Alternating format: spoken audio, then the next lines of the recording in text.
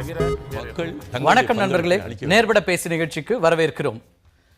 ரகுராம் ராஜனை தொடர்ந்து அரவிந்த் சுப்பிரமணியத்தை இப்போது குறிவைத்திருக்கிறார் திரு சுப்பிரமணியம் சாமி. பல்வேறு சர்ச்சைகள் இதில் எழுந்திருக்கின்றன. தொடர்ந்து இந்த விஷயங்களில் சுவாமியினுடைய கருத்துக்களுக்கு மத்திய அரசு, குறிப்பாக பிரதமர் மௌனம் காப்பது எதை குறிக்கிறது என்கிற கேள்வியும் கூட எழுந்திருக்கிறது. ஒரு பக்கம் இதுபோன்ற விமர்சனங்களை நிதியமைச்சர் குறிப்பிட்டு பேசினாலும் கூட, அருண்ஜேட்லி இதை விமர்சித்தாலும் கூட, இன்னொரு புறம் பிரதமர் அமைதி காப்பது என்பது பல்வேறு கேள்விகளை எழுப்பியிருக்கிறது. குறிப்பாக தொடர்ந்து பொருளாதார வல்லுநர்களாக உலக அளவில் அங்கீகரிக்கப்பட்ட ரகுராம் ராஜன், அரவிந்த் சுப்பிரமணியம் உள்ளிட்டவர்களை விமர்சனத்துக்கு உள்ளாக்குவதன் மூலமாக அவர்களை இந்த பதவியிலிருந்து விலக வைப்பதற்கான ஒரு வேலை நடக்கிறதா என்கிற கேள்வியும் கூட எழுந்திருக்கிறது. இது குறித்து தான் நாம் இன்றைக்கு விவாதிக்க இருக்கின்றோம். இன்றைய நம்முடைய விவாதத்தில் கலந்து கொள்கிறார்கள் இந்திய கம்யூனிஸ்ட் கட்சியினுடைய திரு லெனின், அதேபோல பொருளாதார ஆலோசகர் திரு அருண்குமார் தவே, டெல்லியிலிருந்து பாரதிய ஜனதா கட்சியின் சார்பாக திரு ஆசீர்வாதம் ஆச்சாரி, விரைவில் நம்மோடு இணைகிறார் காங்கிரஸ் கட்சியினுடைய ஊடக பிரிவு தலைவர் திரு கோபண்ணா. அனைவருக்கும் வணக்கம். வணக்கம்.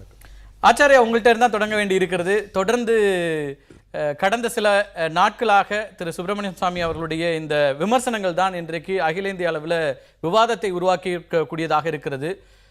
என்ன பிரச்சனை, எதற்கான இந்த விமர்சனங்கள்? வெளிப்படையாக பாரதிய ஜனதா கட்சியிலிருந்து ஒரு மூத்த தலைவர் இப்படியான விமர்சனங்களை வைப்பதும், அரசாங்கம் அதில் மௌனம் காப்பதும் என்ன விதமான அரசியல் என்பது புரியவில்லை. இது ஒரு ஆரோக்கியமான அரசியல் என்றுதான் நீங்கள் எடுத்துக்கொள்ள வேண்டும். காரணம் என்னவென்றால், திருக்குறளில் ஒரு கோட்டை நான் சொல்ல விரும்புகிறேன். இடிப்பாறை இல்லாத ஏமாறா மன்னன் கெடுப்பார் எனினும் கெடும் அப்படின்னு திருக்குறளில் 455வது குறள். அதாவது ஒரு அரசுக்கு ஒரு எடுத்து சொல்லக்கூடிய ஒரு ஆள் இல்லாட்டினா அந்த அரசு ஆட்டோமேட்டிக்காக விழுந்துரும் அப்படின்றத பொதுவாக அந்த ரோலை எதிர்க்கட்சிகள் செய்வாங்க. இங்க உங்க கட்சிக்குள்ளேயே இருக்கிற ஒரு தலைவர் செய்கிறாருங்க போது அது நிறைய கேள்விகளை உண்டாக்குது. இல்ல, அதாவது எதிர்கட்சிகள் செய்யறாங்களோ ஆளுங்கட்சியில் உள்ளவங்க செய்யறாங்களோ அது செகண்டரி. ஆனா ஆளுங்கட்சிக்குள்ளார இருந்து ஒரு குரல் இது மாதிரி பேசுது அப்படின்றது பலராலும் கவனிக்கப்படுகிறது. இந்தியாவில் மட்டும் இல்லாமல் உலக அளவில் இன்னைக்கு இந்திய பொருளாதாரத்தை பற்றி பேசும்போது டாக்டர் சுப்பிரமணியன் சாமியோட பற்றி பேசாத யாருமே இருக்கிறதில்ல. அவர் நாட்டோட நன்மைக்காக தான் இதெல்லாம் செய்கிறார். அவருக்கு தனிப்பட்ட விதத்தில் எந்த ஒரு காழ்ப்புணர்ச்சியும் கிடையாது. அதனால் அவர் எடுத்துக்கொண்டு போகின்ற ஒவ்வொரு முயற்சிகளும் வெற்றியில் தான் முடிந்துள்ளன. அது எந்த கேஸ்களாக இருந்தாலும் உங்களுக்கே தெரியும். ரகுராம் ராஜனையும் அரவிந்த் சுப்பிரமணியத்தையும் முழுமையாக தாங்கி பிடிக்கிற திரு அருண்ஜேட்லி நாட்டுக்கு விரோதமாக செயல்படுறாருன்னு சொல்ல முடியுமா? அப்போ இல்லை, அவர் நாட்டுக்கு விரோதமாக செயல்படுறாருன்னு நான் சொல்ல வரல. அதாவது அவர் ஒரு நிதி அமைச்சர், அவர் தன்னுடைய கடமைகளை அவர் செஞ்சுக்கிட்டு இருக்கார். ஆனால் அதே நிதி அமைச்சகத்தை சேர்ந்த அதிகாரிகள் ஒரு சில தவறுகளை செய்யும் போதோ அல்லது அவர்களுடைய பின்புலம் தவறான பாதையில் உள்ள போதோ அதை சுட்டி காட்டுவதில் எந்த ஒரு தவறும் இல்லை. அந்த சுட்டி காட்டுதலுக்குரிய வேலையை தான் டாக்டர் சுப்பிரமணியன் சுவாமி செய்து கொண்டு வருகிறார். இல்லை, இதில் ராஜன் குறித்த விமர்சனங்களை தவிர்க்கணும் அப்படிங்கிற ஒரு மறைமுகமான கருத்தையும் கூட அருண்ஜேட்லி வைத்தார். நம்ம அதிகாரிகளை பற்றின விமர்சனங்களை தவிர்க்கணும் அரசியல்வாதிகள் அப்படிங்கிற ஒரு சொல்லாடலையும் அவர் பயன்படுத்துகிறாரு. அப்படி இருக்கிற சூழலில் ரெண்டு விதமான கருத்துக்கள் ஒரே கட்சியிலிருந்து வருது. இப்போ நிதியமைச்சர் பொறுப்பில் இருக்கிற அருண்ஜேட்லியுடைய கருத்துக்கு மதிப்பு இருக்கிறதா, அல்லது வெளியிலிருந்து வைக்கப்படுகின்ற விமர்சனங்களுக்கு? பாரதிய ஜனதா கட்சியில் குறிப்பிடத்தகுந்த ஒரு தலைவராக சுப்பிரமணியம் சாமி இருக்கிறார் என்றாலும் கூட இந்த இடத்துல பொறுப்பு என்பது அதிகமாக இருக்கிறது நிதியமைச்சருக்கு தான். அவருடைய வார்த்தைக்கு அங்க மதிப்பு குறைவா? அப்போ அல்ல, நிதி அமைச்சர் என்ன சொல்றாரு அப்படின்னா, தனக்கு கீழே வேலை செய்கிற அதிகாரிகள் மேலே அவருக்கு முழு நம்பிக்கை உள்ளது. அதனால இதை பற்றி நீங்கள் எதுவும் சொல்லாதீங்கன்றது நிதி அமைச்சருடைய கருத்து. அதே சமயம் அந்த அதிகாரிகளுடைய பின்புலத்தை, இப்போ இந்த அதிகாரிகள் எப்பொழுது வந்தார் என, குறிப்பாக ரகுராம் ராஜன் நம்மளுடைய இந்திய அரசில் எப்பொழுது சேர்ந்தார், அவர் யார் மூலமாக சேர்ந்தார், எதனால் சேர்ந்தார், அவருடைய பின்புலம் என்ன, அமெரிக்காவில் அவர் என்ன செய்து கொண்டிருந்தார், இது பற்றியெல்லாம் நம்ம ஒரு பப்ளிக் ஃபோரத்துக்கு பேசும்போது அதை எல்லாரும் காது கொடுத்து கேட்டுக்கணும். அப்போ அதுல எதுவும் நான் இவரை சப்போர்ட் பண்றேன் அவரை சப்போர்ட் பண்றேன் அப்படின்னு சொல்றது வந்து சரியா இருக்கிற மாதிரி தோணல. அடுத்தது 2 ஆண்டுகள் பாரதிய ஜனதா கட்சியினுடைய ஆட்சியிலும் கூட அவர் வந்து ரிசர்வ் பேங்கோட கவர்னரா இருந்திருக்கிறாரு, பல்வேறு பொருளாதார நடவடிக்கைகள் எடுத்திருக்கிறாரு. அப்போதெல்லாம் எழாத விமர்சனம் ஒரு கால நீட்டிப்பு, அவருடைய பணி நீட்டிப்பு வரும்போது தான் அந்த விமர்சனங்கள் முன்வைக்கப்படுகின்றன. அப்ப இதுக்கு முன்னாடி அவருடைய தேசபக்தி எல்லாம் கேள்விக்குள்ளாக்கப்படலையா? இல்ல, இந்த கேள்விகள் வரதானே செய்து. இல்ல, இதனுடைய ஆரம்பம் வந்து இப்போ பணி முடிகிறதுக்கு இன்னும் 2-3 மாசம் இருக்குது. ஆனா டாக்டர் சுப்பிரமணியன் சுவாமி முதலாக ரகுராம் ராஜனை பத்தி பேசினது வந்து 2014 நவம்பர் மாதம். அது உங்களுக்கு பப்ளிக் டொமைன்ல அது இருக்குது. அதாவது ஒரு சுப்ரீம் கோர்ட் மானிட்டர் பண்ணக்கூடிய ஏர்செல் மேக்சிஸ் கேஸில் என்ஃபோர்ஸ்மெண்ட் டைரக்டரேட் கேட்ட ஒரு சில ஆவணங்களை வந்து ரிசர்வ் பேங்க் ஆஃப் இந்தியாவுடைய கவர்னர் முறையில் அவர் என்ஃபோர்ஸ்மெண்ட் டைரக்டரேட்டுக்கு கொடுத்துருக்கணும். ஆனால் அவர் ஏன் கொடுக்கவில்லை? அப்போ வந்து டாக்டர் சுப்பிரமணியன் சுவாமி அவர் மேலே வந்து ஒரு குற்றச்சாட்டை வைக்கிறார். நீங்கள் யாரால் அப்பாயின்மெண்ட் செய்யப்பட்டீர்களோ, யாரால் கவர்னராக கொண்டு வரப்பட்டீர்களோ அவருடைய மற்றும் அவருடைய குடும்பத்தாரை பற்றிய ஒரு என்கொயரி நடந்து கொண்டிருக்கும் போது அது பற்றிய விவரங்களை என்ஃபோர்ஸ்மெண்ட் டைரக்டரேட் கேட்கும்போது நீங்கள் அதை ஏன் கொடுக்கவில்லை என்று அவர் டிசம்பர் 2014 அவரை பற்றி அவருடைய நடவடிக்கையை பற்றி ஒரு சந்தேகத்துடன் அவரிடமே நேரடியாக கேட்கிறார். அது மட்டுமல்ல, அதற்கு பிறகு எங்களுடைய அரசு வந்ததுக்கு பிறகு இது குறித்து அவர் எங்களுடைய பிரதமர் திரு நரேந்திர மோடியிடம் சொன்னார். அதற்கு பிறகுதான் அவருடைய அனைத்து அந்த குற்றம் சாட்டப்பட்ட, நான் யாருடைய பெயரையும் எடுக்க விரும்பவில்லை, குற்றம் சாட்டப்பட்ட நபர் குறித்த அனைத்து பேங்கிங் டிரான்சாக்ஷனும் என்ஃபோர்ஸ்மெண்ட் டைரக்டரேட்டுக்கு வந்தது. இது நடந்தது டிசம்பர் 2014 ஜனவரி 2015. அப்பொழுது அவர் ரிட்டையர் ஆக போறதில்லை, அவருடைய டென்யூர் இன்னும் அடுத்து 1.5 வருஷத்துக்கு இருந்துச்சு. அப்ப இதனுடைய ஆரம்பம் வந்து நீங்க டிசம்பர் 2014 அவ்வளவு முக்கியமான ஒரு பிரச்சனை, ஒரு சர்ச்சை இருக்குன்னா நிச்சயம் அரசாங்கம் அவரை அங்க விட்டு வச்சிருக்காது.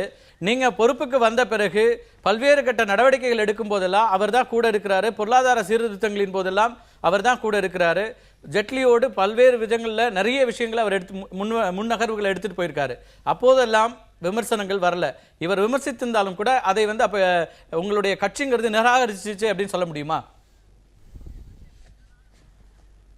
கட்சி அதாவது சார், இது ரெண்டுமே 2 பார்ட். ஒன்று வந்து கட்சி, இன்னொன்று வந்து அரசாங்கம். அரசாங்கத்தில் நடக்கிற நிகழ்வுகளை பற்றி அவர் சொல்லும்போது கட்சியும் அந்த இடத்துல வரல. கட்சி சார்பில் எந்த ஒரு மறுப்பு அறிவிக்கையோ அல்லது வந்து அவரை பேசாதீங்க அப்படின்னு யாருமே சொல்லல. இதுவரை யாருமே அவர் அதுதான் இங்க எல்லாமே கேள்விக்குறியாக இருக்கிறது.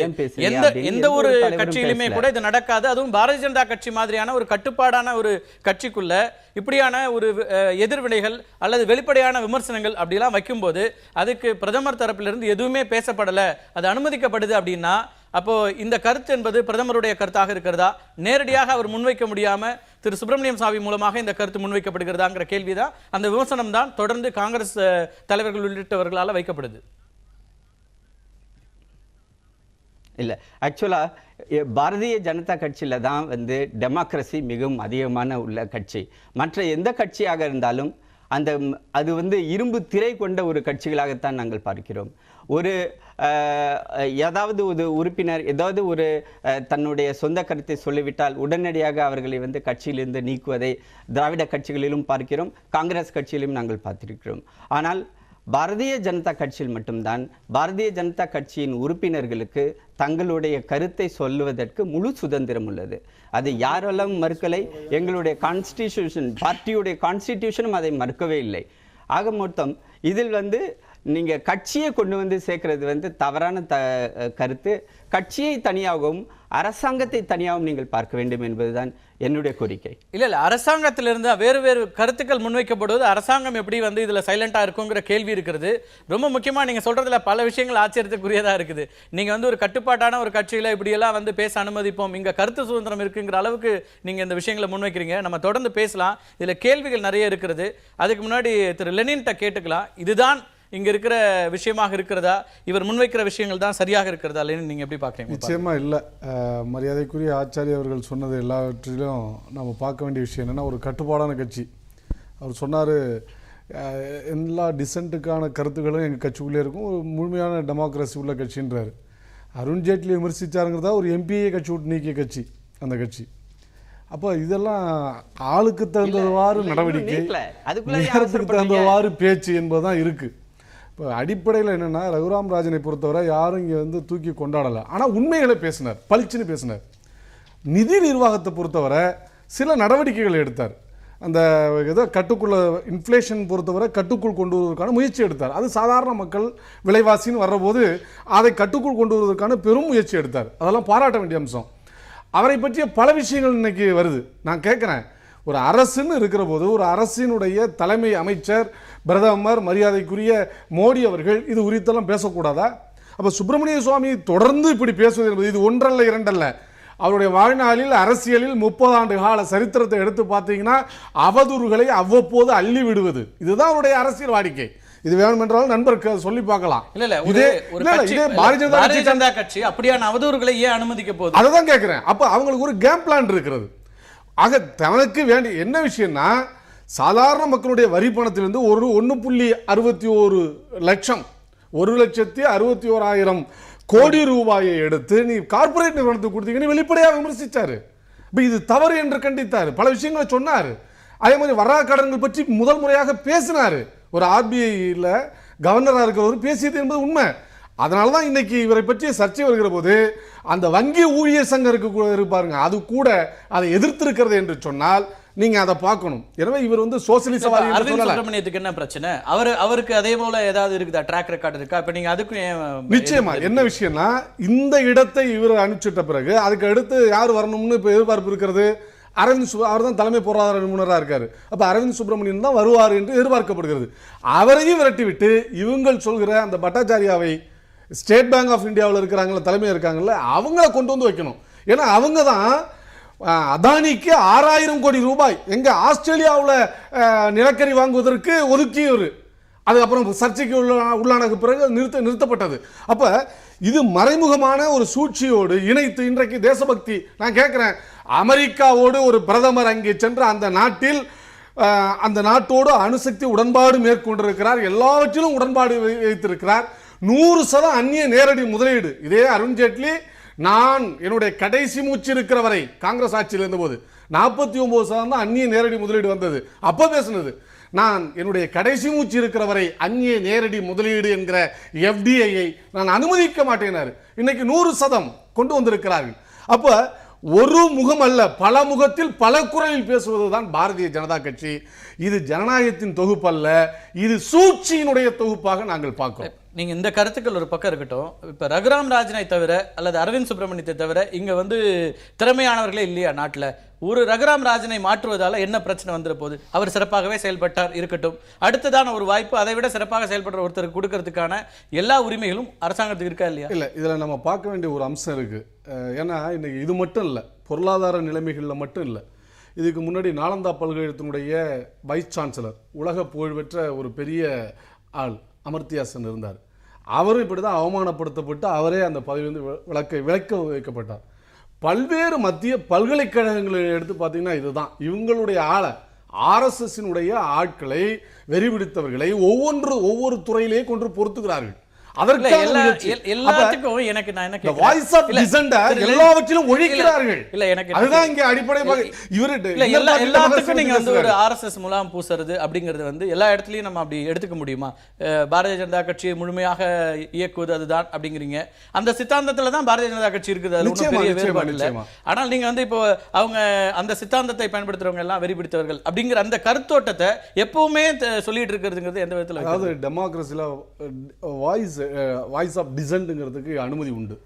இப்போ உலக அளவுக்கு புகழ்பெற்றவர்கள், நான் அதுக்காக இந்தியாவில் எல்லாரும் முட்டாள்னு நான் சொல்லலை, இங்கே இருக்கிறவர்களும் சிறந்த நிபுணர்கள் இருக்கிறார்கள், சிறந்த பொருளியல் வல்லுநர்கள் இருக்காங்க, எல்லாரும் கண்டறியப்படணும். ஒவ்வொரு துறையிலும், வரலாற்று துறையிலேருந்து இங்கே எடுத்து பார்த்தீங்கன்னா இது மாதிரி இருக்கக்கூடிய அறிவியலை பின்புலமாக வைத்து உண்மையை தேடக்கூடியவர்களை எல்லாம் ஒதுக்கிவிட்டு தன்னுடைய கருத்து, நான் ஒன்று சொல்கிறேன், ஹச்ஆர்டி மினிஸ்ட்ரியுடைய ஒரே ஒரு செயல்பாட்டை மட்டும் நான் குறிப்பிட்டே ஆகணும். வரலாற்று ஆய்வுக்குழுவினுடைய தலைவராக இருக்கார்ல, யாரு உங்களுக்கு தெரியும், அந்த ராவ் யாரு? அவர் தான் சொன்னார், மனித இனம் எப்படி வந்துச்சு, வெள்ளைக்காரன் எப்படி வந்தான், கருப்பினம் எப்படி வந்தான்னு சொல்ற நம்ம இந்தியர்கள் எப்படி வந்தாங்கிறதுக்கு எண்ணெய் சட்டியில் போட்டு பொரிச்சு எடுத்தாங்களாம். வேகாத ஒன்று வெள்ளைக்காரனை வந்தானா, கொஞ்சம் வெந்தது தான் இந்தியக்காரனா, கருகி போனவன் கருப்பர்கள் என்று இந்த 21ஆம் நூற்றாண்டிலும் ஒரு புத்தகம் எழுதிய ஆளு அவரு. அவர் இன்றைக்கு வரலாற்று குழுவினுடைய ஆய்வின் தலைவராக இருக்கிறார். இந்த பொருளாதார விஷயம் அதே போல ஒவ்வொரு நான் எதுக்கு சொல்றேன், நான் என்ன கேட்கிறேன், அரவிந்த் சுப்பிரமணியம் வந்து ஏற்கனவே அமெரிக்கால இருந்த போது இந்தியாவுக்கு எதிராக பேசியவர் அப்படிங்கிற கருத்தை திரு சுவாமி முன்வைக்கிறார். அந்த கருத்தை உங்களால மறுக்க முடியுமா? அது ஏற்கனவே ரெக்கார்டா இருக்கிற ஒரு விஷயம் தான். அப்படி இருக்கிற ஒருத்தரை கண்டினியூ பண்ண வேண்டாம் அப்படின்னு ஒரு விமர்சனத்தை பாரதிய ஜனதால இருக்கிற ஒரு தலைவர் வைக்கிறதுல என்ன உங்க பிரச்சனை? நிச்சயமா, அதாவது என்னன்னா இது ஒரு சூழ்ச்சிங்கிற. இதே சுப்பிரமணிய சுவாமி அமெரிக்காவுடைய ஆதரவாளர் என்று பச்சை குத்தப்பட்ட ஒன்று. அங்கதான் ஹார்வர்டு பல்கலைக்கழகத்தில் இவர் கோடைக்கால வருகை தரும் பேராசிரியர் இருந்தார். ஏன் நீக்கப்பட்டார்? சர்ச்சைக்குரிய முறையில் டிஎன்ஏங்கிற பத்திரிகையில் இஸ்லாமியர்களை பற்றி தரக்குறைவாகவும் சர்ச்சைக்குரிய முறையில் எழுதிய காரணத்தால் அது கண்டிக்கப்பட்டு அவர் நிறுத்தப்பட்டார். அதுக்கு வரலையும் அங்கே தான் போயிட்டு இருந்தார். தொடர்ந்து அமெரிக்க அரசின் நிலைப்பாட்டை எல்லா துறைகளிலும் ஆதரித்து வரக்கூடிய சுப்பிரமணிய சுவாமி தான் இன்றைக்கு இவர்கள் குறித்து விமர்சனத்தை வைக்கிறார். இதை பார்க்க வேண்டிய அவசியம் இருக்கிறது. சொல்லுங்க. அதாவது அந்த டிஎன்ஏ பத்திரிகை பத்தி அவர் சொல்றாரு. அந்த டிஎன்ஏ பத்திரிகையோட அந்த ஆர்டிக்கிள் வந்து பல நாட்கள் வந்து பல இடங்கள்ல வந்து பேசப்பட்ட ஒரு ஆர்டிக்கிள். அவர் டிஎன்ஏக்காக எழுதின ஆர்டிக்கிள் இல்லை. ஆனா அது வந்து இதுக்கு முன்னாடி இருந்த காங்கிரஸ் கட்சியில உள்ள தலைவி இவர் மேல வந்து உள்ள காழ்ப்புணர்ச்சியால தன்னுடைய டெல்லி போலீஸை ஏவி அவர் மேல வந்து கேஸை ரெஜிஸ்டர் பண்ணி அவர் அரெஸ்ட் பண்றதுக்காக முயற்சி நடந்துச்சு. அதே அதுக்கு தனக்கு வந்து என்ன சார் இப்ப நீங்க ஏவிட்டு இருக்கீங்கல்ல டெல்லி போலீஸ்? இல்ல இல்ல இல்ல, நாங்க நாங்க நாங்க எங்க டெல்லி போலீஸ் எந்த இடத்துல ஏவல? ஜேஎன்யூ பல்கலைக்கழகத்தில் உள்ள புகுந்தது என்ன?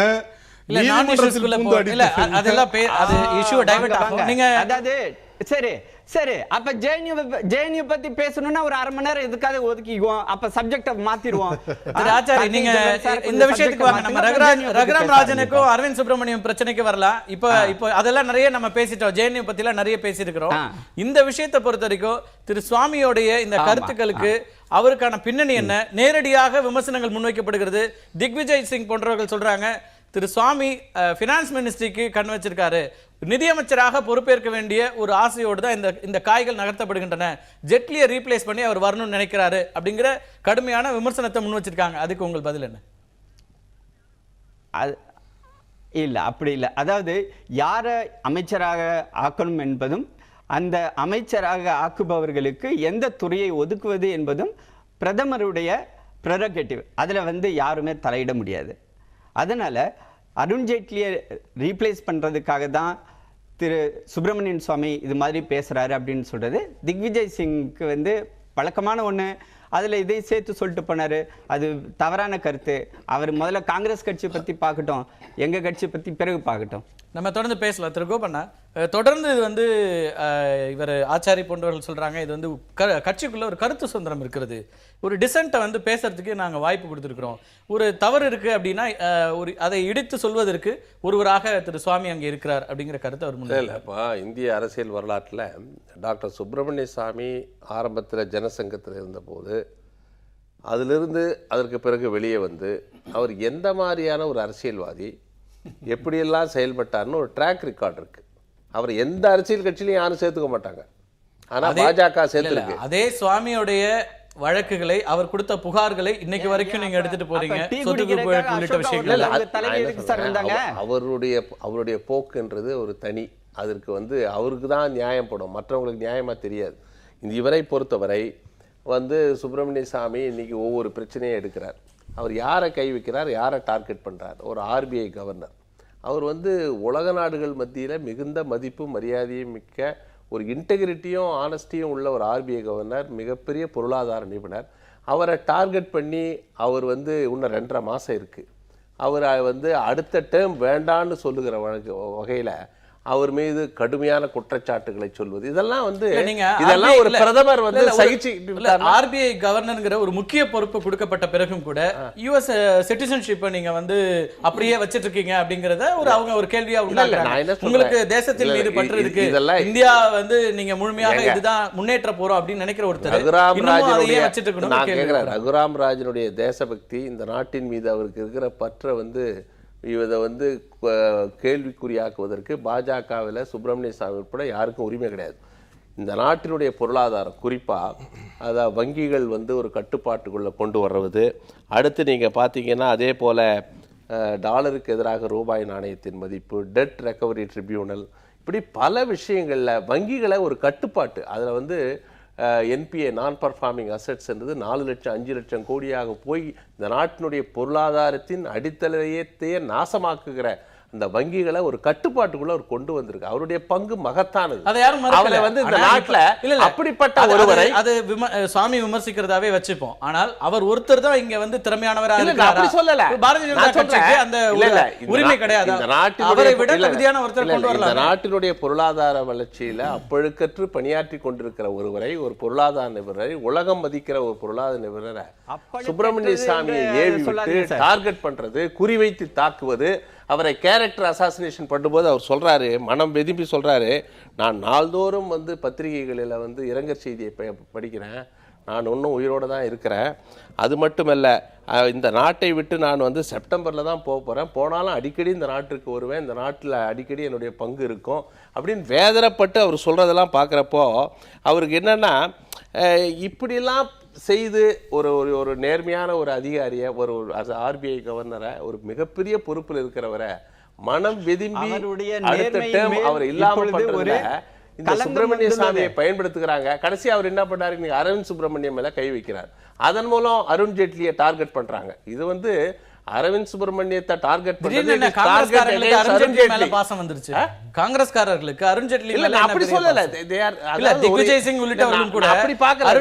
அவங்க கட்சிக்குள்ள ஒரு நிதியமைச்சர் சுப்பிரமணிய சாமியே கூட வரட்டும், முடிவு பண்ண வேண்டியது உண்மையிலே நரேந்திர மோடிக்கு அருண் ஜேட்லி மேல கருத்து வேறுபாடு இருந்தா அவரு அதை வந்து அந்த பிரச்சனையை அணுகணுமே தவிர இப்படி சுப்பிரமணிய சாமியை ஏவி விடுவது, மௌனம் சாதிப்பது, இதுவரை பிரதமர் வாய் திறக்கல. என்ன நாடு இது? ஒரு ஆர்பிஐ கவர்னரை பற்றி கடுமையாக கேவலமாக ஒருத்தர் ஒரு அரசியல்வாதி மூலம் ஏவி விட்டு குற்றச்சாட்டுகளை கூறுவது, அவதூறு கற்பிப்பது, மட்ஸ்லிங்கிங் பண்ணுவதெல்லாம் ஒரு பிரதமர் தடுக்கவில்லை என்றால் ஒரு இன்ஸ்டிடியூஷனை நீங்க பாழாக்குறீங்க. அந்த பாழாக்குறதுல வந்து யாரும் ஏற்றுக்கொள்ள மாட்டாங்க. ஒரு கேரக்டர் அசாசினேஷனை தொடர்ந்து பண்றாங்க. இல்ல, பாரதிய ஜனதா கட்சி எப்பயுமே டபுள் டாக்.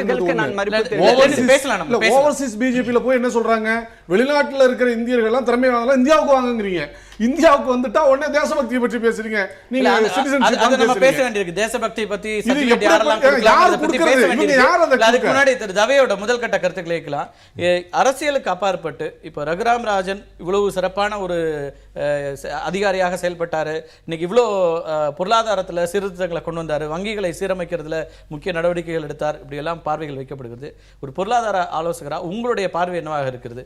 அவர் தான் தி பெஸ்டா இருக்காரா, அல்லது அவரை மாற்றி இன்னொருவர் வருவதற்கு வாய்ப்புகள் அது சரி அப்படின்னு பாக்குறீங்க? With all due respect, Subramanian Swamy தான் நம்ம எங்களை மாதிரி இருக்கிறவங்களுக்கு மென்டார், ஒரு கோச், அவர் தான் எங்களுக்குலாம் ரோல் மாடல். அதே சமயத்தில் ஒரு எக்கனாமிக்ஸ் ப்ரொஃபஸரா, ஒரு மேக்ரோ எக்கனாமிக்ஸ் லெவலில் ஒன்று. ரெண்டாவது, ரகுராம் ராஜன் இன்னைக்கு ஆர்பிஐ கவர்னராக இருந்ததுனால தான் இன்னைக்கு பிரிட்டன் எக்ஸிஸ்ட் ஆனப்புறம், வெளியில் எக்ஸிட் ஆனதுக்கப்புறம் பிரிட்டனுக்கே கிட்டத்தட்ட $750 பில்லியன் இன்னைக்கு ஒரு நாள் நஷ்டம். அந்த மாதிரிலாம் இந்தியாவுக்கு ஆகாமல் ருப்பி வேல்யூ எந்த அளவுக்கு குறையாமல் 11வது இடத்துல தான் இருக்குது. 100-120 கண்ட்ரியில் டேமேஜ் பார்த்தீங்கன்னா 11. அதுக்கு வந்து கிரெடிட் வந்து அவருக்கு தான்.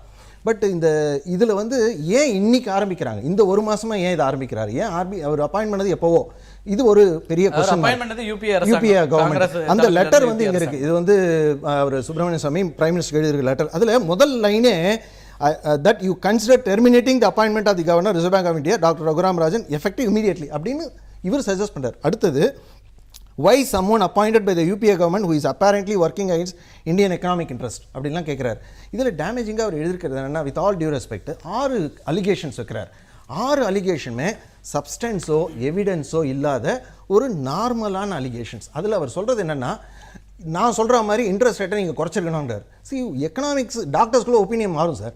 அந்த மாதிரி எக்கானமிஸ்ட்டுக்குள்ளே ஒரு எக்கானமிஸ்ட் இன்ட்ரெஸ்ட் ரேட் குறையுவாரு, இன்னொருத்தர் அந்த பொசிஷன்ல இருக்குன்னு அது தெரியும், குறைக்கணுமா வேணாமா. ரெண்டு விதமான பார்வை வைக்கப்படுது. இன்ட்ரெஸ்ட் ரேட் குறையிறதுங்கிறது கார்ப்பரேட்ஸ்க்கு தான் பயனளிக்கும், ஆதரவாக சாதாரண மக்களுக்கு வராது. அப்படி சொல்ல முடியுமா? இல்ல அப்படி சொல்ல முடியாது. என்ன சார் சாதாரண இல்ல புரிஞ்சுக்கோங்க சார், ஒன்றும் இல்லை சார். இன்னைக்கு தேதியில் நம்ம மக்கள்கிட்ட கடன் குறைஞ்சிருக்கா இல்லையா, கடன் வாங்குற லெவல் குறைஞ்சிருக்கா இல்லையா, இன்ட்ரெஸ்ட் ரேட் குறைஞ்சா என்ன ஆகும்னாக்கா, ஆர்பிஐ இன்ட்ரெஸ்ட் ரேட் குறைஞ்சா எல்லாரும் நிறைய கடன் வாங்குவோம், கடன் வாங்க நிறைய செலவாகும், இன்ஃப்ளேஷன் ஜாஸ்தியாகும். இதை குறைச்சா ரேட் குறைஞ்சா என்ன கடன் வாங்குறோம்? வீட்டு கடன் வாங்குறோம், இன்வெஸ்ட்மெண்ட் தானே அது. இல்லையே, கன்சூமர் லோனு எல்லா லோனுமே நார்மல் லோன்ஸ், அது மட்டுமே நம்மளுக்கு என்னாகும், மணி சர்க்குலேஷன் ஜாஸ்தி ஆகும் சார் ஜென்ரலா. அப்ப என்ன இன்ஃப்ளேஷன் ஜாஸ்தி ஆகும். ஆர்பிஐக்கு ஒரு கடன் வாங்குறது சார் ஒரு நிமிஷம் இல்ல நம்ம உடனே அந்த மாதிரி கார்ப்பரேட்ஸ் பண்ணோம்னா இது பிளஸ் மைனஸ் ஆர்பிஐயோட வேலை, அது உடனே கார்ப்பரேட்னு சொல்ல முடியாது. ஹையர் இன்ட்ரெஸ்ட் ரேட் குறைச்சாரு, ஒன்னு அப்பதான் குறைக்கணும். இவர் சொல்ற மாதிரி குறைக்கல. அப்படி எல்லாம் ஒரு 1 மினிட் 6 அலிகேஷன்ல இது ஒரு அலிகேஷன், இதுக்கு பேஸ் கிடையாது. நான் சொல்றதை நீ கேட்கல. அடுத்தது இஸ்லாமிக் லா, ஷரியாத் law, banking. State Bank of India ஆரம்பிச்சாங்க மியூச்சுவல் ஃபண்டு, ஏன்னா இஸ்லாமிக் பேங்கிங் படி பண்ணணும்னு. இது ஒரு அலிகேஷனாக கொடுக்குறாங்க, அவங்க நிறுத்திட்டாங்க அப்படிங்கிறது. நான் பண்ணக்கூடாதுன்னு சொன்னேன், அது போஸ்ட்போன் ஆயிடுச்சு. அடுத்தது அலிகேஷன் பார்த்தாக்க யூஎஸோட கிரீன் கார்டு. இது கிரீன் கார்டு வச்சது ஒரு அலிகேஷன், 6 அலிகேஷன் கொடுக்குறாரு. இந்த ஒரு 6 ரீசனுக்காக எடுங்கிறார் தவிர இதுக்கு என்ன ரீசன் இருக்கு? அதே மாதிரி அவரோட பர்சனல் இமெயில் ஐடி எல்லாருக்குமே கான்ஃபிடென்ஷியல் இன்ஃபர்மேஷன் போகுதுன்றார். என்ன மாதிரி இன்ஃபர்மேஷன் எந்த அஃபெக்ட் ஆகும்? இதுக்கெல்லாம் பேஸ் கிடையாது சார். நீங்க உங்க இமெயில் ஐடியில அனுப்புறீங்க, இது தப்புன்னு சொன்னா இது எப்படி நீங்க அக்செப்ட் பண்ணிப்பீங்க? அது என்ன தப்பா? அது கிரேவ் மிஸ்டேக், அது கண்ட்ரிக்கு அகைன்ஸ்ட். அது அவரோட பர்சனல் இமெயில் ஐடி நாம கூட தான் அனுப்புறோம் ஐடில இருந்து.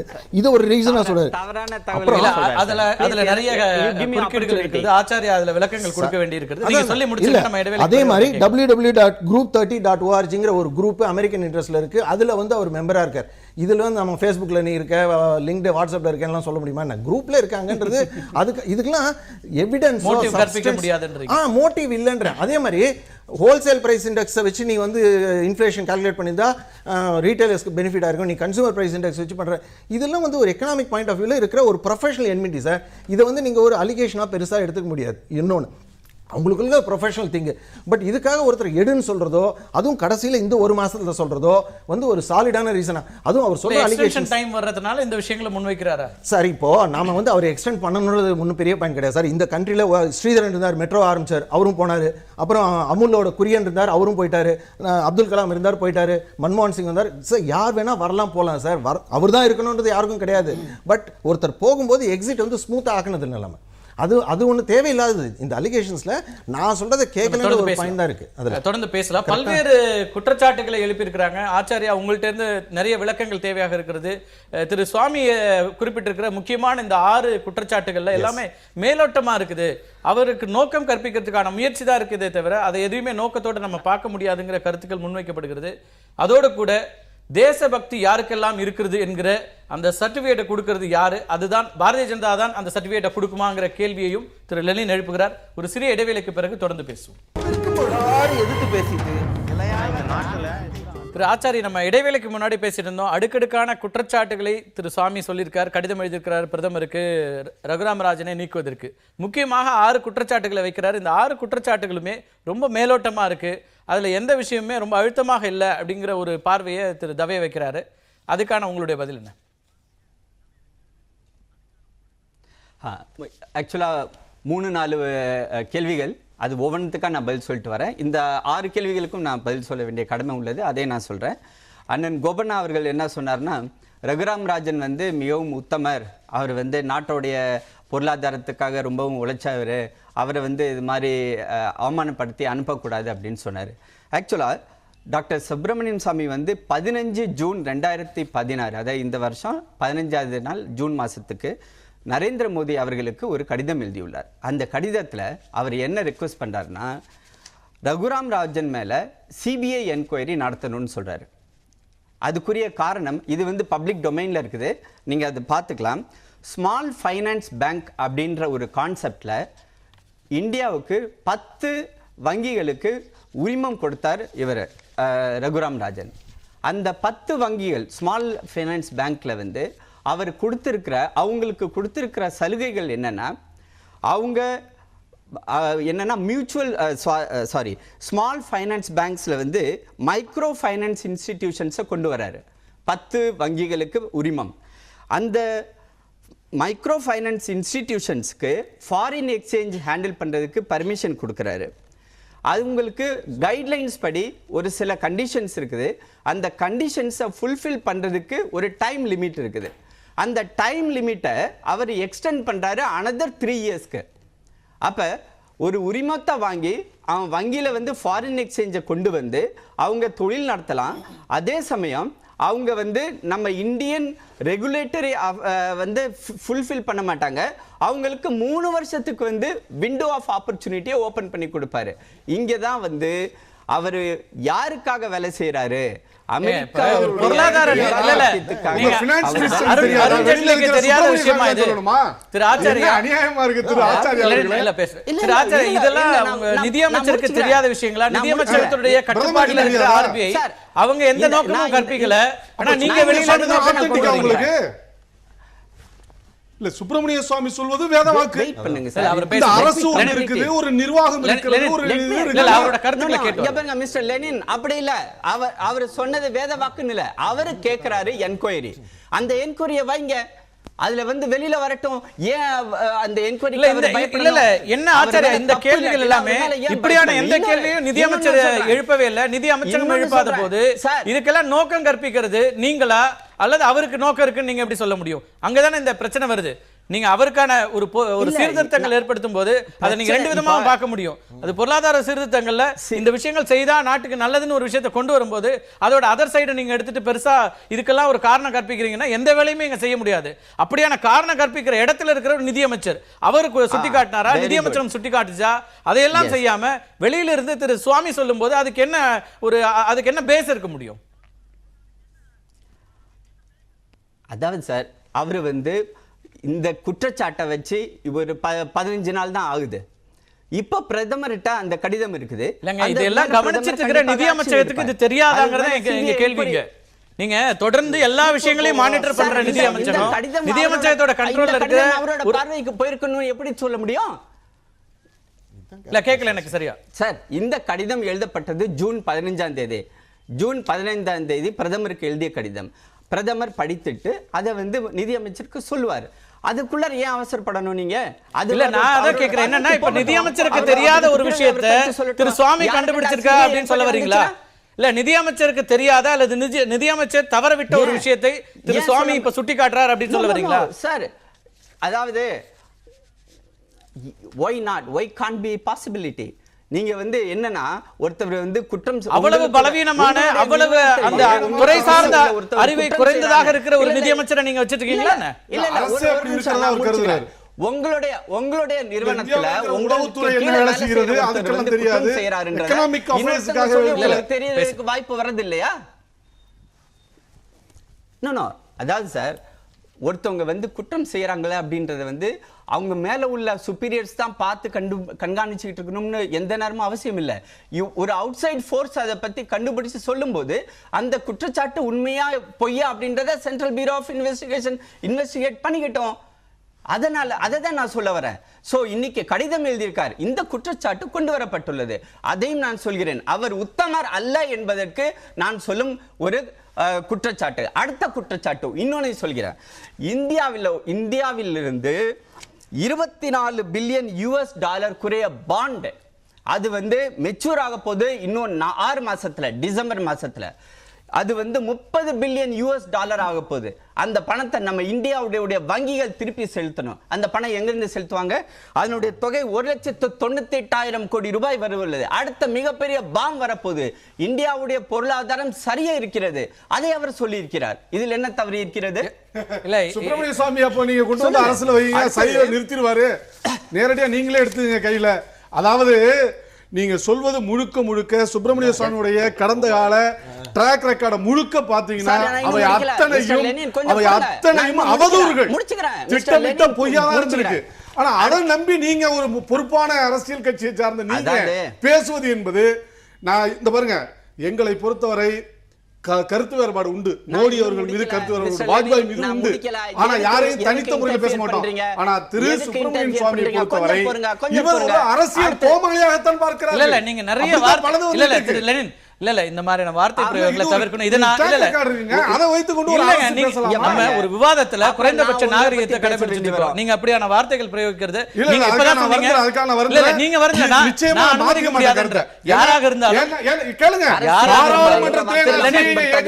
உட்கார்ந்தவர் இல்ல அதெல்லாம் நீங்க அதெல்லாம் பேசுங்க, அதெல்லாம் பேசுங்க. அவர் மீதான குற்றச்சாட்டுகளை வைங்க. அப்படிப்பட்டவர் சொல்றது வேறு, ஆனால் அதற்கான பயன்படுத்துற வார்த்தைகள் அப்படிங்கிறது வேறு. நம்ம பேச திரு தவே, நீங்க எழுப்பிய குற்றச்சாட்டுகளுக்கெல்லாம் இல்ல அதுக்கு முன்னாடி திரு ஆச்சாரியா உங்கள்கிட்ட அரசியல் ரீதியான விஷயத்திலையும் கூட நம்ம கேட்டிருந்ததுதான். நான் இன்னும் பதில் சொல்லல. சுருக்கமா சொல்லி முடிங்க, எல்லாரும் பேச வேண்டியிருக்கு. சொல்லுங்க, நீங்க வாங்க விஷயத்துக்குள்ள மிஸ்டர் தவே இன்னொன்னு சொன்னாரு. நம்மளுடைய ரெப்போ ரேட் 6.5 கொண்டு வந்திருக்கிறார் அப்படின்றது, அதை இன்னும் நாங்க குறைக்கணும் அப்படின்றோம். அமெரிக்காவுடைய ரெப்போ ரேட் வந்து 0.5%, யூகே உடையது 0.5%, சைனா உலகத்துடைய 2வது பொருளாதாரம் அது 4.35%, ஜப்பான் -0.10%, இந்தியாவில் 6.5%.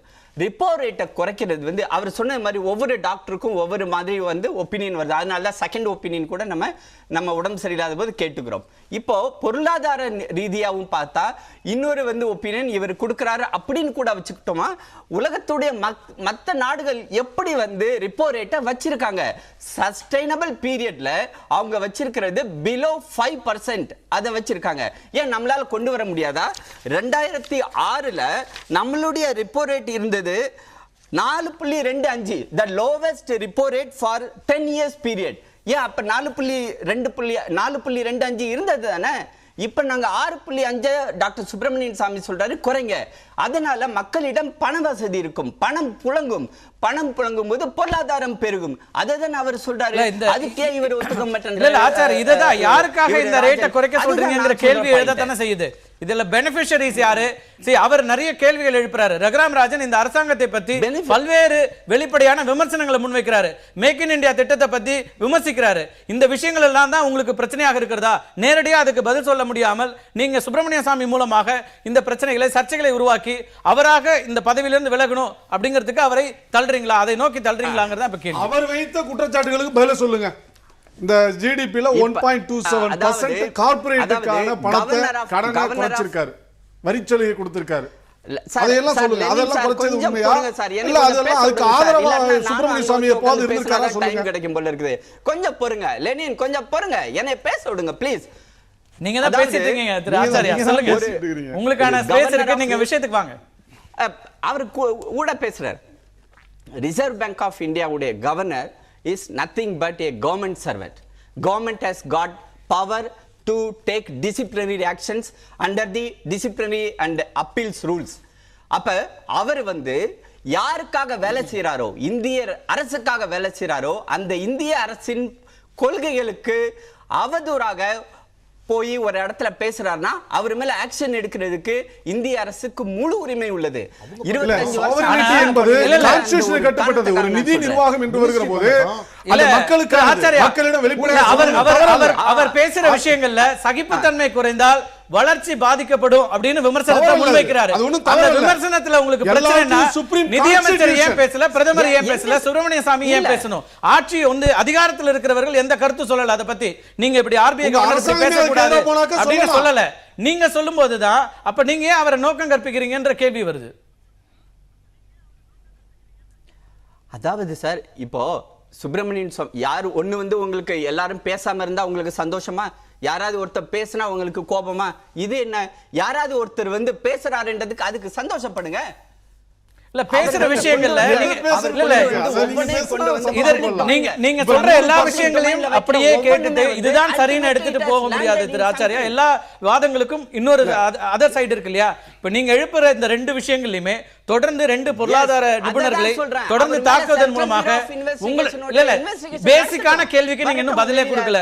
உங்க கட்சி அமைதியாக இருக்கிறது, பிரதமர் அமைதியாக இருக்கிறார், இது குறித்து எந்த விஷயங்களுக்கும் பதில் சொல்லல அப்படின்னா திரு சுவாமி அவர்களுடைய விமர்சனங்களை பேச வைப்பது அல்லது இந்த மாதிரியான குற்றச்சாட்டுகளை சொல்ல வைப்பது யார் மீது? இந்த இரண்டு பேர் மீது தான் தாக்குதலா அல்லது அதன் மூலமாக ஜெட்லியை குறிவைக்கிறீங்களா? இப்படி பல்வேறு அடுக்கடுக்கான கேள்விகள் வரும்போது ஒட்டுமொத்தமாக நீங்க வளர்ச்சி சார்ந்த அரசியல் பேசுகிற நேரத்தில் இதெல்லாம் பின்னடைவை உண்டாக்காதா? இந்திய அரசியல் ஒட்டுமொத்தமா நீங்க தொடர்ந்து முன்வைக்கிற அமெரிக்கா எப்படி பார்க்கும், சர்வதேச நாடுகள் நம்மளை எப்படி பார்க்கும், இப்படியான கேள்விகள்லாம் எழுப்புற நீங்க இந்த சர்ச்சைகள் மூலமாக என்ன மாதிரியான பார்வை நம்ம வேலை விழும் அப்படிங்கிறதுக்கும் பதில் சொல்லணும்ல?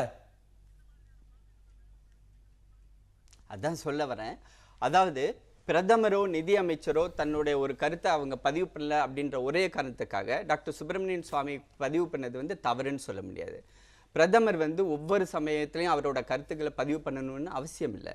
He knows everything what is happening in the governance system here in India. அவருக்கு எந்த சமயத்துல அவர் எப்படி இன்டர்ஃபியர் பண்ணணும்ன்றது அவர் முடிவு பண்ணுவாரு. சரி, அது இருக்கட்டும். இப்ப தேசபக்தி உள்ளவர்கள் யார் இல்லை அப்படிங்கிற கேள்வியை எழுப்பி அதுக்கு யார் இதுக்கு சர்டிபிகேட் கொடுக்கறதுன்னு லெனின் கேட்கிறாரு. பாரதிய ஜனதா கட்சி தான் யார் யாருக்கெல்லாம் தேசபக்தி இருக்கிறது அப்படின்னு சொல்ல முடியுமாங்கிற கேள்வி அவர் எழுப்புறாரு. சார், நாங்க கேட்காம இவங்களா கேட்க போறாங்க, கம்யூனிஸ்டுகளா கேட்க போறாங்க? தேசபக்தர்கள் நாங்க எங்களுடைய ஒவ்வொரு ரத்தத்துடைய ஒவ்வொரு விடுதலை போராட்டத்தை எடுத்தா எத்தனை இடத்துல ரத்தம் சிந்திருக்கிறீர்கள், எவ்வளவு தியாகம் பண்ணிருக்கீங்கன்னு தெரியும். அதனால நீங்க தேசபக்தியை பத்தி யாருக்கும் போதிக்க வேண்டாம், அதுவே நல்லது. இல்ல, நம்ம தொடர்ந்து பேசலாம் திரு ஆச்சாரியா, பேசலாம். மற்றவங்கள்ட்ட கேட்டு வந்த நேரம் ரொம்ப குறைவா இருக்கு. என்னென்ன இல்ல ஆச்சாரியா, நம்ம பேசலாம்.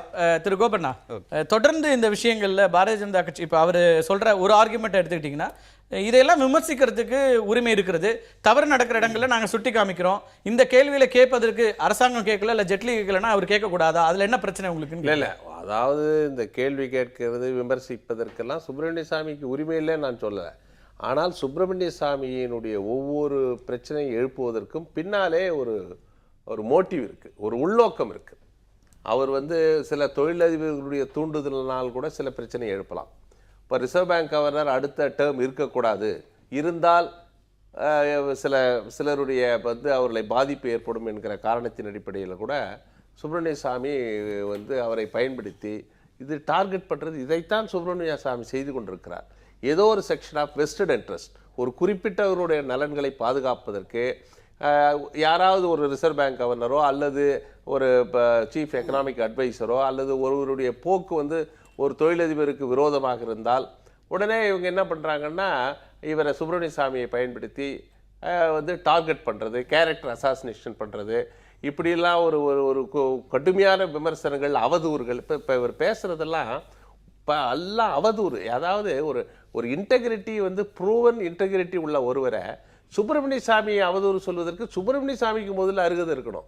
அவருடைய ஆனஸ்டி, இன்டெகிரிட்டி ஊரறிந்த விஷயம். இவர் போய் முன்னொருத்தர ஒரு இன்ஸ்டிடியூஷனை, இப்போது ரிசர்வ் பேங்க் ஆஃப் இந்தியான்றது ஒரு மிக உயர்ந்த ஒரு இன்ஸ்டிடியூஷன், ஒரு இன்டெகிரிட்டியை நம்பகத்தன்மையை உள்ள நிறுவனம். சுவாமி இப்படியான விஷயங்களை விமர்சனங்களை முன்வைக்கும் போது பிரதமர் அதை பத்தி வாயை திறக்கல, பேசல அப்படிங்கிறீங்களா? அப்ப அவர் அதையெல்லாம் இதுதான் இந்த பிரதமர் என்ன செய்யறாரு, இவருக்கு ஒரு ராஜ்யசபா மாநிலங்களவை உறுப்பினராக்கி இவரை கட்சிக்குள்ளாக சிலரை ஒரு டார்கெட் பண்ணுறது, கார்னர் பண்ணுறதுக்கு பிரதமர் மறைமுகமாக சுப்பிரமணிய சாமியை பயன்படுத்துகிறாரோ என்ற ஒரு சந்தேகம் எங்களை போன்றவர்களுக்கெல்லாம் இருக்கிறது. ஏன்னா இதையெல்லாம் ஒரே நிமிடத்தில் தடுத்து நிறுத்தலாம் நரேந்திர மோடி நினைச்சா.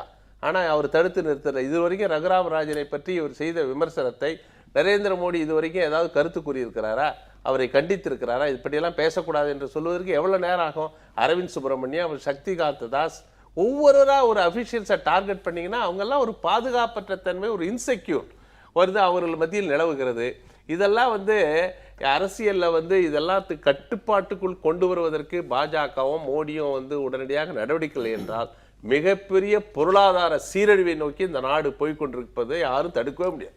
நேரம் ரொம்ப குறைவாக இருக்குது. தவே, உங்களோட இறுதியான பார்வை என்ன? இதில் பாரதிய ஜனதா அரசாங்கம் இந்த பிரச்சனைகளில் சுவாமி சொல்கிற கருத்துக்களை கவனம் செலுத்தணும் அப்படின்னு நினைக்கிறீங்களா? அல்லது இது இவரே தொடர்ந்து இருந்தால் நல்லது, பொருளாதாரத்தை சீர்தூத்தி நிறுத்தத்துக்கு சரியா இருக்கும் அப்படின்னு உங்க சார்? நம்ம கண்ட்ரியில் இவரால் தான் போகும் அப்படின்றதுலாம் ஒன்றும் கிடையாது சார். பட் இவர் இப்போ ரகுராம் ராஜனை டார்கெட் பண்ணுறது எதுவுமே சப்ஸ்டன்ஸ் இல்லாத ஒரு இதுவாக இருக்குது. ஏன்னா அவரோட பாயிண்ட்ஸ் எல்லாம் பார்த்தீங்கன்னா ஐடி அபாலிஷ் பண்ணிவிடுவேன் அப்படிங்கிறார். எது நடக்குமோ பார்த்தீங்கன்னா நிறைய பாயிண்ட்ஸ் அதே மாதிரி என்னன்னாக்கா $1 = 10 ரூபாய்க்கு கொண்டு வருவேன். அதெல்லாம் சில தான் இம்ப்ராக்டிக்கல். அவருக்குன்னு சில ஐடியாஸ் இருக்கலாம், அதெல்லாம் ஒன்றும் நம்ம ஒன்றும் கவுண்டர் பண்ணல. பட் இந்த ஆர்பிஐ கவர்னரை பொறுத்த வரைக்கும் ஈவன் அரவிந்த் இவரோட சுப்பிரமணியன் பார்த்தீங்கன்னாக்க அவர் வந்து ஜிஎஸ்டிக்கு வந்து அகைன்ஸ்டாக போங்கன்னு காங்கிரஸ்க்கு அட்வைஸ் பண்ணதா சொல்கிறாங்க. ஸ்டாண்டை மாற்றுறது தப்பு கிடையாது. ஆஸ் அன் எக்கானமிஸ்ட் நீங்கள் லாஸ்ட் இயர் ஒரு ஸ்டாண்ட் எடுத்துக்கலாம், இந்த இயர் ஒரு ஸ்டாண்ட் எடுக்கலாம். அது வந்து நம்ம குளோபல் பொசிஷன் இன்னைக்கு வந்து யூரோப்பில் நடந்திருக்கிற கிரைசிஸ் இன்னைக்கு நாளைக்கு என்ன ஆகுன்றது நம்மளுக்கு தெரியாது சார். அது எப்படி நம்ம ப்ரெடிக்ட் பண்ண முடியும்? ஆயில் பிரைஸ் குறையணும் அதாவது எதிர்பார்த்தோமா? அதனால் லாஸ்ட் இயர் எடுத்த ஸ்டாண்டை அப்படியே கண்டினியூ பண்ணிக்கணும் சொல்ல முடியாது. அதுவும் இல்லாமல் ஆர்பிஐ கவர்னர் வந்து ஒரு பெரிய பொசிஷன் சொல்ல முடியாது. அடுத்தது வந்து வரவர் அதை ஃபாலோ பண்ணுங்கன்னு தான் அவரே சொல்கிறார். அதனால் வந்து இவர் தான் கண்டினியூ பண்ணுறது ஒன்றும் கிடையாது. ஆனால் அவர் பண்ண நல்ல ஒர்க்கு அவர் 3 வருஷமாக ஹீரோவாக ட்ரீட் பண்ணிவிட்டு இன்றைக்கி திடீர்னு வில்லராக கேரக்டரைஸ் பண்ணக்கூடாது. அவர் வந்து இது அஃபிஷியல் பொசிஷனா? அதே வெங்கையா நாயுடு அங்கே என்ன சொல்கிறாரு, இல்லை அது வந்து அவரோட பாயிண்ட்ஸ் வந்து நாங்கள் எடுத்துக்கலன்னு சொல்கிறாரு. So is it an official position? அவங்களோட ஸ்டாண்ட் என்ன அதில் அஃபிஷியலாக? நன்றி. ரொம்ப சுருக்கமா இல்லை அதாவது 0.03%, 200 கார்பரேட்டருடைய டேர்ன் ஓவர் வந்து 4,42,000 கோடி. 99.9% இருக்கிற மக்களுடைய ஒட்டுமொத்த இதுவே என்னென்னு பார்த்தீங்கன்னா மற்ற கம்பெனிகள் இருக்கு பாருங்கள், மற்ற வச்சிருக்கிறது அது 4,88,000 கோடி தான் இருக்குது. அப்போ இது எங்கேருந்து நீங்கள் பார்க்கணும். இப்போ தான் அந்நிய நேரடி முதலீட்டை 100% கொண்டு வர்றாங்க.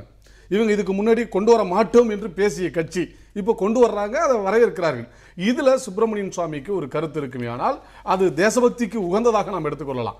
குறிப்பாக ஒன்று சொல்ல வர்றேன். இந்த நாட்டில் ஒவ்வொரு 10 லட்சம் ரூபாய் முதலீடு போடுகிற போதும் 683 பேருக்கு வேலைவாய்ப்பை தந்தது.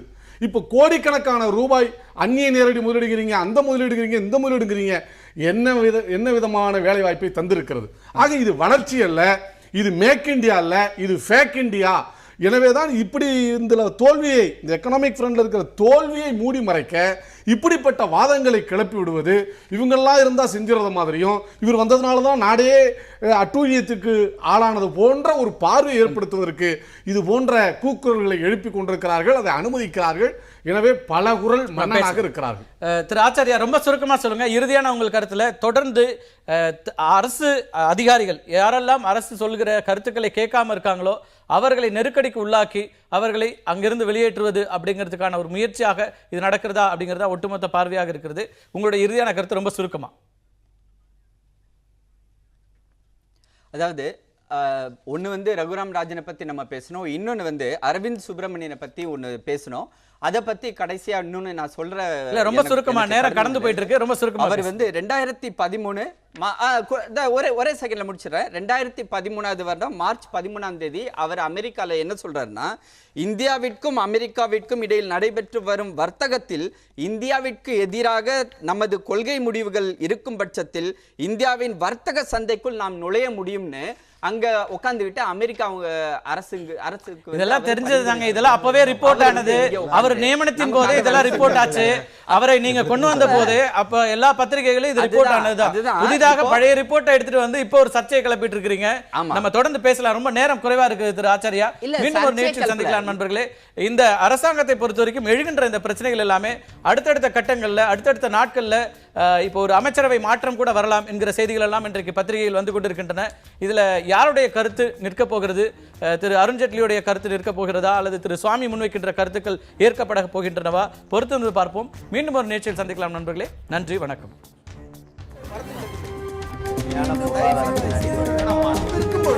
எதிர்த்து பேசிட்டு